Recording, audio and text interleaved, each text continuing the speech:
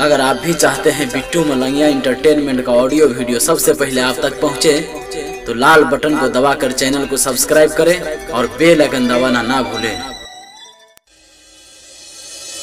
जिसने मोहब्बत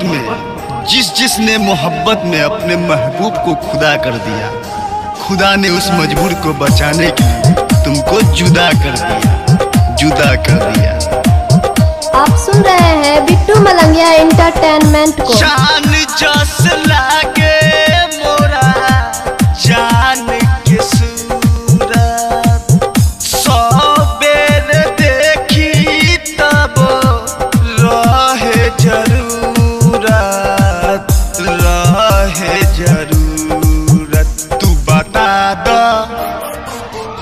तू बता द सनम के ठिकाना, न तो मर जाई दीवाना। तू बता द सनम के ठिकाना, न तो मर जाई दीवाना। जान जस लागे मोरा जान के सूरत, सौ बेर देखी तब रहे जरूरत। तू बता द सनम के ठिकाना, न तो मर जाई दीवाना। तू बता द सनम के ठिकाना, न तो मर जाई दीवाना। डीजे बिट्टू मलंगिया मधुबनी।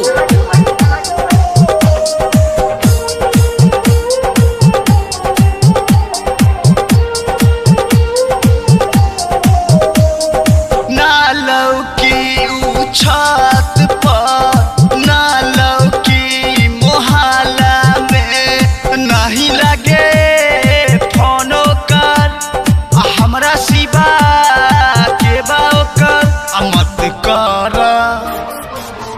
मत कर हमसे बहाना, न तो मर जाई दीवाना।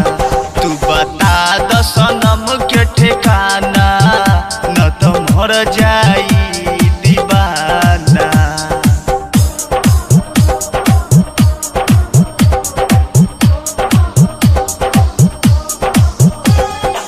डीजे बिट्टू मलंगिया मधुबनी। डीजे सोनू। सुनसान लगे पूरा गाँव मोरा, हमके बता द बबलू थोड़ा। रियाज हमें बता द तू, रोहित के ना दर्द कमे। अनिक नहीं लागेला खाना, न तो मर जाई दीवाना। तू बता द सनम के ठिकाना, न तो मर जाई दीवाना।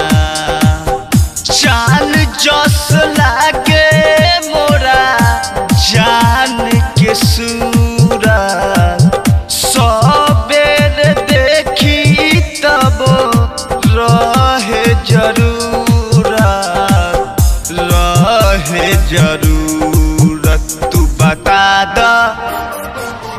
तू बता द सनम के ठिकाना, न तो मर जा